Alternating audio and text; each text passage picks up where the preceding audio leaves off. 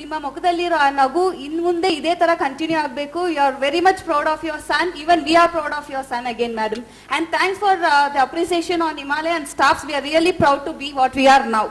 And I just wanted to continue the speech by Mr. Pemmmaiah, who can address the students. Please, sir. Good evening, everyone. I would first of all thank Himalai Coaching Institution and Keshav sir for inviting me for this function here and felicitating me on this occasion. So I would thank the institution once again. So let me cool down the whole intensity in what my mother spoke. Yes, so let's lighten up for a bit. So what I would like to say is, I was sitting there a couple of years ago. So from there, the journey was not as close as this. Just like, you know, couple of meters from where you're sitting to be on the dais. But the whole process is for a very long time, a hectic process and a tough process. Okay.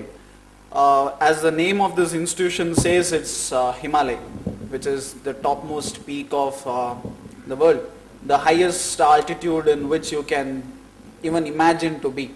Okay, so that's where all of you are headed, as in the Group A services, the civil services of our country is like the peak of the nation.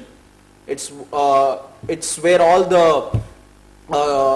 primary other services, the whole country is based on that particular services, that particular branch. So if that collapses, the nation will collapse. So that is where we are all headed, where I was headed, like sitting there, and now you are planning to get there. That's where the coaching institution Himalaya is taking us. So as Edmund Hillary, he was the one who, like, you know, scaled the Mount Everest first, but along with them there was Tenzing Norway, who was a Gorkha, I think a Sherpa, who was a guide who took this officer to the top of the mountain. So that's where, like, I think if I am going to climb the Mount Everest, I think Keshav sir will be my guide. So, and also the same thing with you. Now you are the planning to scale the Everest. That's where Himalaya will be your guide. So my association with Himalaya started from Malleshwaram branch, very small branch sitting on the, like, you know, I think you were my classmate or something. I remember you were, we were in the same, like, you know, Malleshwaram branch. That's where we actually started our coaching. That was when I was doing my medicine in MS Ramaiah Medical College. I was taking the evening batch in Malleshwaram. So after that I finished my medical. Then the question is, the whole idea that you have to quit your job and then prepare for civil service. I didn't do that. I got back to my hometown and I started working there as a medical officer. Now this is what happens with most of the like, you know, people who take up civil service examination. They leave everything. They stop working, they depend on their parents, and then they start preparing one by one. But I am very much sure that 99% of the people, we are not privileged. We don't have that privilege. Like, you know, there will be something in your mind thinking that, okay, should I depend on my parents? They have given me education, now still I have to depend on them. And that is particularly the case of, like, you know, everyone who is in Bangalore. So you will be in your IT field or you're working. So the question is, can you pass civil service? Okay. So that is the question. The answer is, like, you know, look at me. I was a medical officer in a community health center in a place called Gonikopa. Now that is in the whole of Karnataka second highest number of deliveries happening. So it's 3 doctors there. My senior was an obstetrician, me and another doctor. So per day we'll have minimum 5 deliveries going on. Per month it will be almost 100 to 110. And this is for a community health center. It's the second in the whole of Karnataka. So think about the intensity in which our hospital performs. So question is, do you have time? So this is a favorite question of most of aspirants, like, how much time should I spend on the studies, right? For that, I'll tell you a small story. Okay? So I want like, I could see a lot of hands raising. So I assume that like, 90% of the crowd here are the students who are going to appear or like, have appeared for the exams, right? So let's get out of the intensity of the speech. Let's go on for the small story. Say there was a candidate like you who wanted to like, pass the civil service examination. So he goes up for a coaching institution and he goes for the guru. So he asks the guru that I want to be successful, I want to be in the services, what should I do? So he says, tomorrow morning, come down to the lakeside, let's say Sankey Tank. Come down to the Sankey Tank area, I'll be there. So this fellow early in the morning, he got suited up, he polished his shoes, wears like, blazers, and he goes there. And then he sees the guru is already in Sankey Tank. Okay.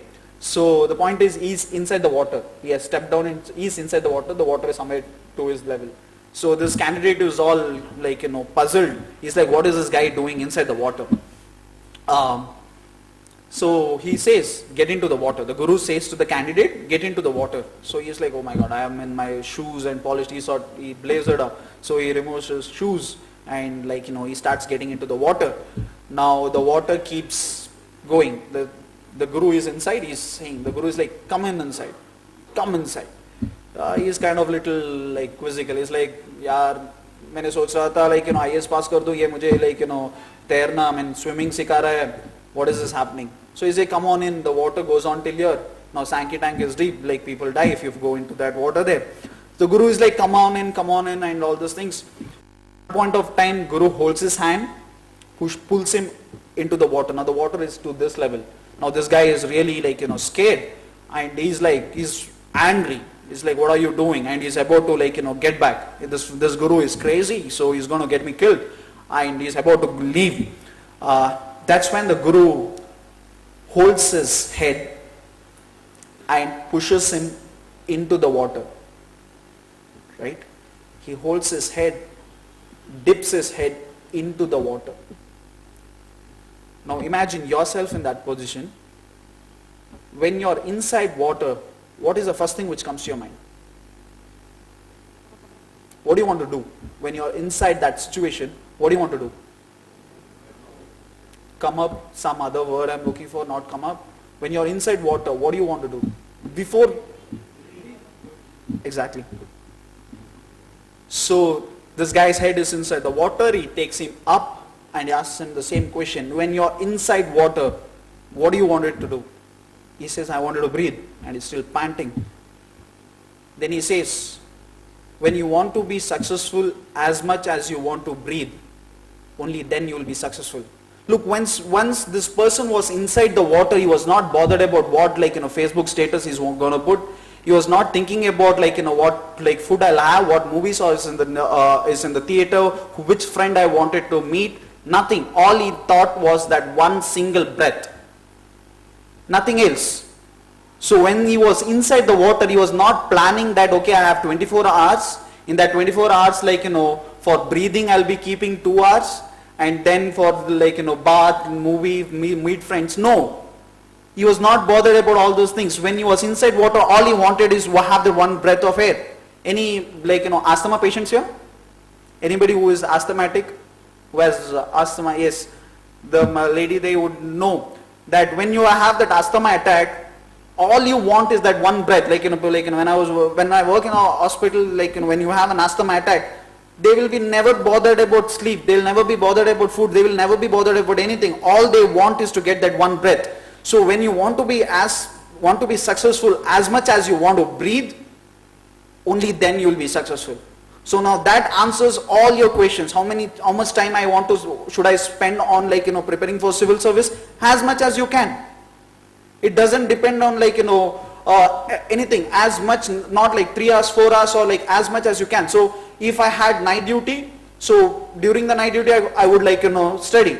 So if I take a break. Now the question is, how much time should I sleep? The question is not how much time should I sleep. Why are you supposed to sleep? Try to be with me in my thought process, please. So the question is, how much hours should I spend on sleeping? The question is, why are you going to sleep? When you're going to sleep, your idea of sleep should be not because I like that cozy blanket, not because the bed feels good. It's because if I sleep for 5-6 hours, I can get up in the morning and read better. So if I lose sleep, if I sleep like, very less, I'll not be able to study or like not be able. So the whole, your life should be dedicated to get that one breath, that is to pass the civil service. So what about food? How much time should I food? You should eat only so that you can study. Okay. So this is where I come to the topic of sacrifice. So you're supposed to like, good things like, it's not easy. Passing civil service is not easy, because if it was easy, everybody would have done that, right? So there's only like 1,000 candidates every year. 9.5 lakh candidates apply for this examination. Only like 4 lakhs people turn up. Mean to say 5 lakhs have not even turned up for prelims. The race is gone. And in that 4 lakhs, like only like 16,000 goes for the mains exam. 3,000 for like an interview. Only 1,000. So it is not easy. It's gonna be tough. But once you reach there, it's phenomenal. You have nothing else. Like you're on the top of the peak. To get that, you should be able to sacrifice a lot of stuff in your life. So what should I sacrifice, what I shouldn't sacrifice? That's not the question. The question is the whole life or during your preparation should be like, molded in such a way that it's dedicated only for your civil service, right? Only to get that. Imagine yourself inside water, because trust me, whatever jobs you're in, I'm pretty much sure it's like being inside the water, right? You just need that one breath of air. There was this like, I read it somewhere heard it somewhere in the internet. In Bangalore, when people are bored about their 9-to-5 job, they think of 3 things. Enormous. So in a sense, I would like, that is what I want to try to tell you, that try to be phenomenal. To be phenomenal, you should aim that as much as you want to breathe, and you should be ready to give sacrifices. So next question, next point I would like to say is, what will the coaching centers like Himalaya do? As my mother said, like, she pushed me from back. It was Keshav sir who pulled me from front. So I'm just like, with them. So the point why I need Himalaya, why I needed Himalaya is to guide me in the right path. So if there is Mount Everest, I shouldn't be climbing Mount K2, or I shouldn't be like, climbing some other hills in somewhere other place. If it is Himalaya, and he knows how to make me reach there. So during my interview, that is where like, I never thought this institution was so dear to me. During my mains preparation, I still remember every day in the morning I used to get a message saying that this year 720 target. Like one message I used to get from Keshav sir's personal number. I think Yogesh and Satish, everybody knows this message. Every day we used to get a message saying that this year's 720 marks. Okay, and I scored 722. So that's because, then like later I was asking Keshav sir, is like, sir, our number yav tara madre? Like, how did you get that number 720? And like, for that 720, he made me go through that whole mains preparation. He made me go through like, certain things. He had his own like, strategy to get that. Okay, what I did, I trusted him. Okay, when this fellow is like, there is almost like, this idea that people usually come up with round numbers, like, right? People say this year 700, 750 or 800 or some number which is usually rounded up. Nobody says 720 except for Adidas shoes or something 699. Other than that, like, most people, they have this, idea of telling in round numbers like 700, 750. And this man was giving me a number like 720. And he said that if you follow what I say, you will get it. I was like, okay, fine. He is telling me to do something. 720. Started doing everything. He started classes because I was in Coog. My initial training period in Himalaya was during my college time in Malleshwaram branch. After that, I moved to Coog where I was working. So I was not able to come to Himalaya for coaching. So my question is like, sir, what can I do? He's like, don't worry about that. He started coaching me over the phone. He used to give me like, public administration classes over the phone. Which coaching institution does this? Night 10 o'clock, I come back from my night duty and I say, sir, this thing. He starts coaching me on the phone. He took, like, before going for interview, he used to conduct mock interviews on phone. And I don't think any institution, like, whatever I heard from my friends and any people who does this. And and I think I'm lucky in that sense that to get a guidance from, like, Keshav sir. And he used to make me do that, and I'm really surprised that I scored exactly 722. And he said that if you follow whatever I said, you will get that. Sir, and this time he is saying, 1 week back he came up with a magic number 920. This year he is trying to get 920 from you guys. I think all of you can, like, just, only thing is, like, you're supposed to trust, like, this man. That's a place, like, what about other people who have not cleared exams? The only point is they have not trusted Keshav sir. The moment you start trusting him and just follow what he says, just do blindly. Okay, because during that, like, interview time for 1.5 weeks, that is what he does. If your interview is next week, 1 week prior we go to Delhi. We take a small room and we start staying there. Like, he has his own idea in which he does that.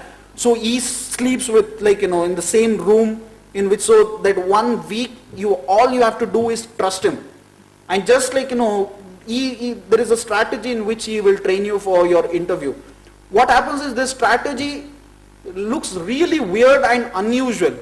Okay, one day before the exam, like, he has something, like, some status, like, strategy. Okay, you have to do this. Okay, and, like, he molds you in all those situations. So question is, at one point of time, there are people who have questioned him, sir, whatever you're doing is nonsense. I'm not going to, like, take part in this nonsense what you're doing for 1.5 weeks. No, people have backed out and they have not made into service. Okay, there was many time where in that 1.5 weeks period, I thought, this man is crazy. I mean, how is this going to help me in my interview? Okay, and every time I started questioning, one thing in my mind is like, okay, trust this man. Just blindly trust him. Because I trusted him for means he has got me into interview level. Okay, I'll trust this man. For 1.5 weeks, that is what he wants you. He needs a candidate to be trained for interview for 1.5 weeks. He trains you. Blindly followed that, and my interview marks 206 is top, I think 6 or 7 in all of India. And many of the coaching institutions, they have not got this marks. 206 is one of those top 5 of 6 marks. And all that thing is because of that 1.5 weeks of coaching. Without that 1.5 weeks of intensive training, what Keshav sir did to me, I wouldn't have. And all that is possible because I trusted him. So one request I would like to tell you is, trust whatever he says. Because he has made, like, IAS officer, he has made me to stand here. So if I can, like, just like, being in Malleshwaram branch and just blindly trusting this man, I'm able to stand here and speak. Trust me, if you trust on, like, what he says, if he says you have to complete this, just complete that, whatever he says, you will be in service. So the next point I would like to say is, trust your, like, guru, and you will be in service. So 2 things, when you want to be successful, as much as you want to breathe, you will be successful. You should be able to, for that, you should be ready to sacrifice and trust the institutions, and may God help you in your endeavor. I think, like, all of you, like, there's less than 1,000 people here, so 1,000 vacancies. I think all of us can be in services. So best of luck, and I would like again to thank Himalai and Keshav sir for felicitating me, and also for the whole journey of mine making me a civil servant, and also the person who pushed me from behind, my mother. I need not actually, this feels really weird to, tell what she has, what she means to me through a different route. I tell you and you give that expression and she understands. I think my mother understands what she has done to us, because I lost my father when I was a kid. So it's very tough for a single lady in this society to actually bring up a family. So she was both the dad and mom to me. When she was supposed to be a dad strict, she was there. When she was supposed to give my the motherly affection, she was there in that. So she played a dual role. It's weird to, I'm not going to do that. She knows what she means to me, and that's all. And best of luck for all of you. Thank you. Well, thank you, sir. Thank you for sharing your opinions and your experience throughout the journey of civils preparations. Indeed, you told very much truth about trust. Many who walked into institution as a students, very few will walk out as in officers. And common guidance, common supervision and common test series, every activity will be common from 0 level till entire year of the academic. Provided the one who trust, the one who dedicate, the one who follow with the given instructions, irrespective of the questions, is it worth following it or not? So since the preparations are always very clumsy, it is unlike your academic examination, a follower should be there who will follow the proper guidance given by the mentor. Yes, thank you so much once again, sir.